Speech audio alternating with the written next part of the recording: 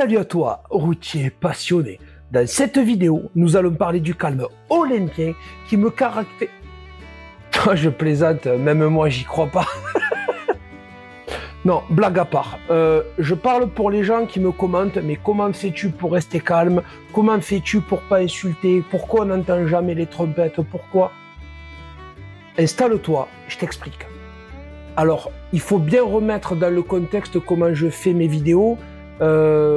Donc, j'extrais les extraits, je les fous dans un dossier sur le PC et quand j'ai 5 minutes, parce que oui, en dehors de la vie de routier, des journées bien remplies que propose ce superbe métier, que dis-je, le plus beau métier du monde, j'ai une vie. Oui, je suis un homme ménène.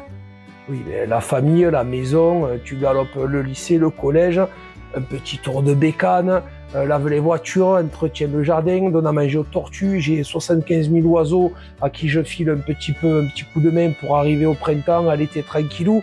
Oui, ma vie est pleine. Donc du coup, quand je trouve le temps pour se faire le petit montage du dimanche 14h30, n'oublie jamais ce rendez-vous, les perles de Bip Bip. En gros, je prends les extraits que j'ai accumulés dans la semaine, je fais un petit medley, une sélection.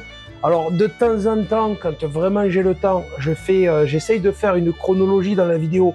Je pars le matin, ça m'est arrivé qu'une seule fois, et que sur une journée, j'ai de quoi faire une vidéo complète. Je te l'ai posté il n'y a pas très longtemps. Sinon, je prends en vrac.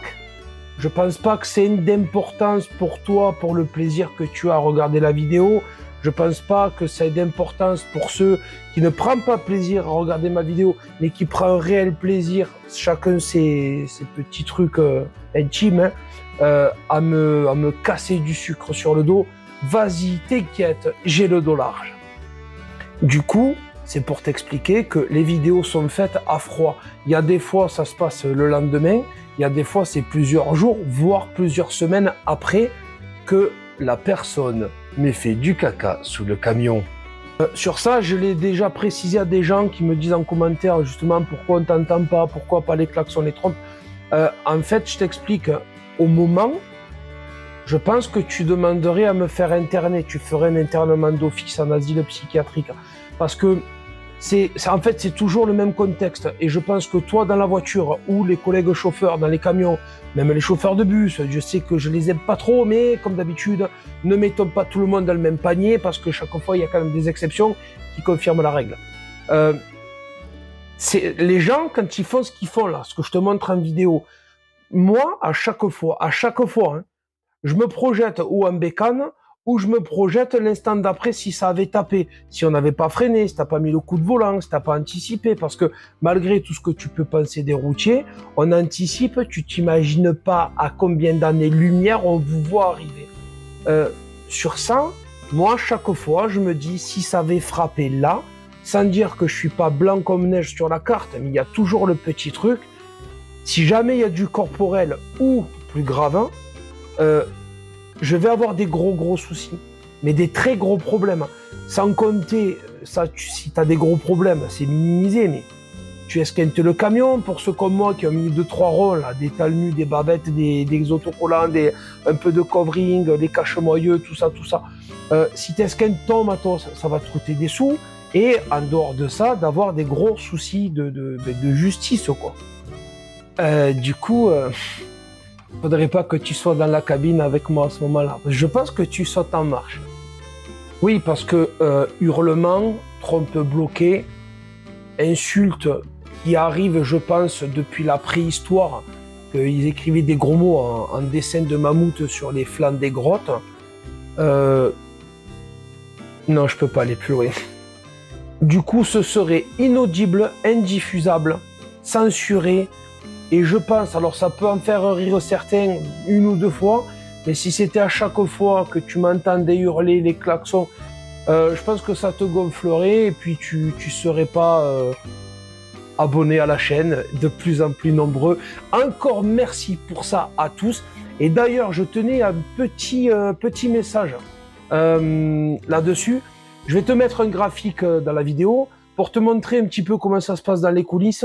Regarde, il y a énormément de gens qui regardent les vidéos, qui likent les vidéos, qui commentent les vidéos, qui ne sont pas abonnés. Mais qu'est-ce que tu attends? Abonne-toi. Si le personnage te plaît, si les vidéos te plaisent, si l'univers du Bip Lifestyle te plaît, hein, parle français, les gens s'abonneront, tu verras. Je t'invite à rejoindre cette superbe communauté. Plus on est de fous, mais plus on va rigoler. Voilà. Je n'aime pas utiliser les proverbes et les expressions dans leur sens propre. De toute façon, je pense qu'on est tous pareils. Au volant des voitures, les collègues chauffeurs dans les camions, les chauffeurs de bus, tu sais que j'apprécie pas trop. Mais quand même, il y en a qui sont toujours pareils, l'exception qui confirme la règle. Tu connais. Je pense qu'on est tous dans cette situation de rage, surtout en ce moment, que tout le monde est à bloc, que tout le monde est en colère. Mais c'est...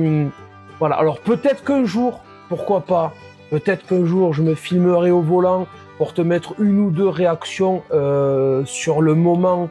J'essaierai de faire, tu sais, après je peux pas gérer. Attends, vas-y, fais-moi une queue de poisson, et tu piles fort, comme ça moi je plante tout. Laisse passer là-bas.